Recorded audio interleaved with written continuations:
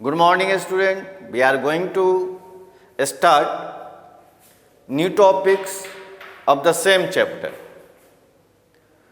Our new topic is most important topic of this chapter because ये आपके पास है units of rate constant. उस दिन हमने प्रीवियस वीडियो में बताया था कि इसको हम निकालते कैसे, क्योंकि उससे एक 1 मार्क का क्वेश्चन बोर्ड में पूछा जाता है, केवल यूनिट लिखना रहता है।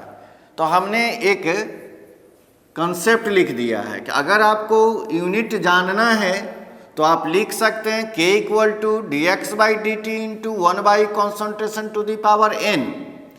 n क्या है, यहाँ पर ऑर्डर ऑफ रिएक्शन है, ठीक है।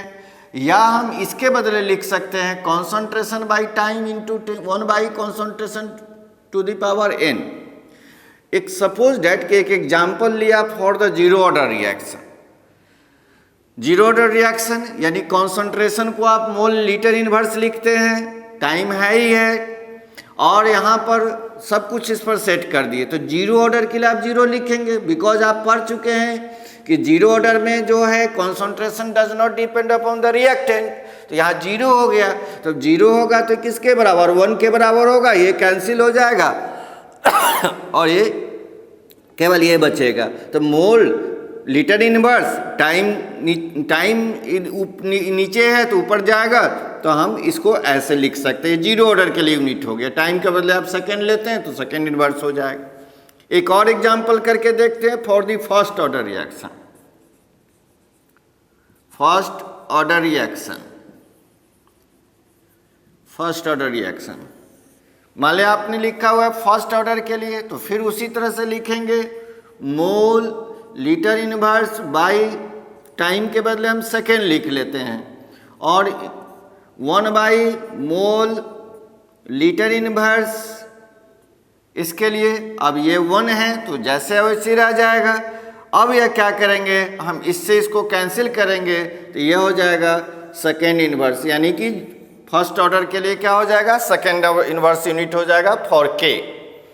इसी तरह से अगर हम और सेकेंड ऑर्डर करेंगे तो यहाँ 2 लिखेंगे, थर्ड ऑर्डर करेंगे तो 3 लिखेंगे। यानी कि हमें जो पढ़ना है जीरो ऑर्डर और फर्स्ट ऑर्डर, आप 2 के लिए भी बना सकते हो, कोई प्रॉब्लम नहीं।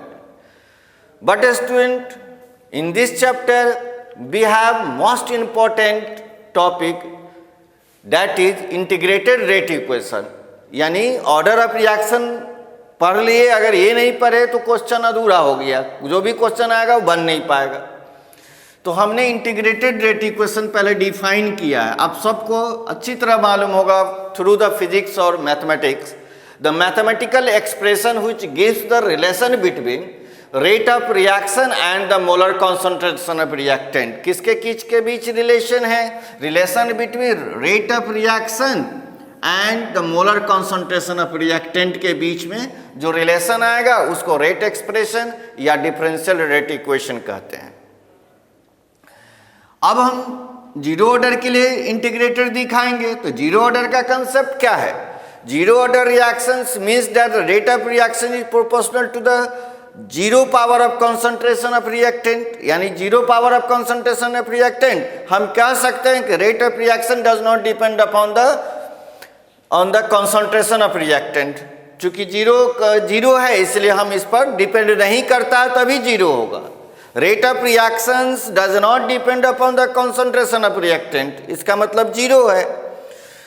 तो कंसीडर करते हैं एक reaction A goes to product, if the reaction is zero order then क्या हो जाएगा, यह आप पढ़ चुके हैं इंस्टेंटेनियस में पढ़ाए थे हम, ए वाला -d इंटू ए। अगर हम ये इंस्टेंटेनियस नहीं रखते, जनरल रखते तो यहाँ डेल लिखते, तो -d/a/dt कॉन्सेंट्रेशन ए का है इज इक्वल टू, अब इसका देख लीजिए, इस पर तो जीरो लिखेंगे तो इसका क्या मतलब, k इंटू 1 हो जाएगा। तो k इक्वल टू क्या हो जाएगा, k हो जाएगा, इतना इक्वल टू k। अब यहाँ पर d, अब यहाँ लाए dA और इधर जब ले जाएंगे तो -kdt लिख सकते हैं, इसको हम इस फॉर्म में लिख सकते हैं। देख लीजिए dA और ये माइनस अब उधर चला गया तो -kdt हो गया। अब हम on the integration both side, दोनों साइड अगर इंटीग्रेटेड करते हैं, दोनों साइड इंटीग्रेटेड करते हैं, दोनों साइड इंटीग्रेटेड कर तो हमें क्या मिलता है, a इक्वल टू माइनस के टी, इंटीग्रेटेड कांस्टेंट के लिए लगाते हैं, थीटा लगाते हैं। एनसीईआरटी में i is placed for the theta, यानी कि थीटा के लिए i प्लेस किया गया एनसीईआरटी में। तो अब लिखते हैं व्हेन t इक्वल टू 0, तो a इक्वल टू क्या हो जाएगा, a नॉट। ए नॉट क्या है, द इनिशियल कॉन्सेंट्रेशन है, प्रीवियस वीडियो में हम बता चुके हैं। अब वैल्यू देख लीजिए, तो a naught is equal to minus k into 0, initial concentration क्या है इसका, कुछ नहीं है, अब प्लस थीटा, और तब क्या हो जाएगा ये, अब ये तो ये 0 हो गया, तो अब क्या बचा, a naught is equal to theta. अब इस इक्वेशन को, इसकी वैल्यू को, put this value of theta in equation first, equation first में थीटा का वैल्यू डाल दीजिए। तो डालने के बाद क्या हो जाएगा कि यहाँ डाल लिए, तो अब देख लीजिए यह a naught equal to theta है, या k t equal to, k t को बाहर करेंगे तो k t equal to A naught minus a, और ये सेकेंड इक्वेशन बना दीजिए। हम इसको के टी को बाहर कर लिए तो हमारा ये बना ये सेकेंड इक्वेशन, या हम सेकेंड इक्वेशन को इस तरह से भी लिख सकते हैं जो थर्ड इक्वेशन। अब एग्जामिनेशन में इस पर न्यूमेरिकल वैल्यू है, इसकी वैल्यू दी रहेगी, इसकी वैल्यू दी रहेगी, टाइम दिया रहेगा, हम न्यूमेरिकल निकाल लें, न्यूमेरिकल वैल्यू निकाल देंगे। छोटा थोड़ा सा और एक्सप्लेनेशन इसका करते हैं, आप तब तक इसको नोट कर लीजिए, हम थोड़ा इसको एक्सप्लेन और करते हैं आगे। देन स्टूडेंट, हम वहाँ तक k equal to A naught minus A by t हमने लिखा हुआ था कॉन्सेंट्रेटेड के फॉर्म में, इक्वेशन 3 था। हमने लिखा है कि naught equal to initial concentration पहले भी बता रखा है, a equal to concentration at any time t है, तो k इक्वल टू क्या है, रेट कांस्टेंट है। डिटेल्स आ गया आपके पास। मान लिया कि suppose initial concentration naught equal to small a mole litre inverse, small a, तो कॉन्सेंट्रेशन हमने लिखा हुआ है क्या, ए एट एनी टाइम, तो क्या हो जाएगा, इसमें से घट जाएगा, a minus x mole litre inverse हो गया।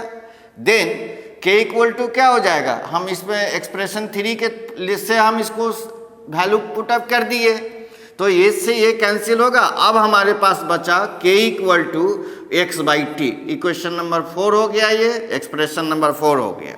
थोड़ा डिटेल x के बारे में देख दीजिए। x is the concentration of reactant reacted in time t। x जो है कॉन्सेंट्रेशन ऑफ रिएक्टेंट है जो t टाइम में रिएक्ट करके मिला हमको, तब क्या हो जाएगा, एंड a माइनस एक्स क्या है, concentration left after time t, जो बच गया वो a माइनस एक्स हो गया। Then student, our next video will be characteristics of zero order reaction, जिसमें हाफ लाइफ पीरियड पढ़ना है जीरो ऑर्डर का, और उसी में हम आगे चलेंगे तो फर्स्ट ऑर्डर के लिए लाएंगे, और फर्स्ट ऑर्डर के लिए जीरो फिर हाफ लाइफ पीरियड लाएंगे। ये आपका पार्ट खत्म हो जाएगा, और एक न्यूमेरिकल कंफर्म इस इतने पार्ट में से रहता है एग्जाम में। Thanks so very much.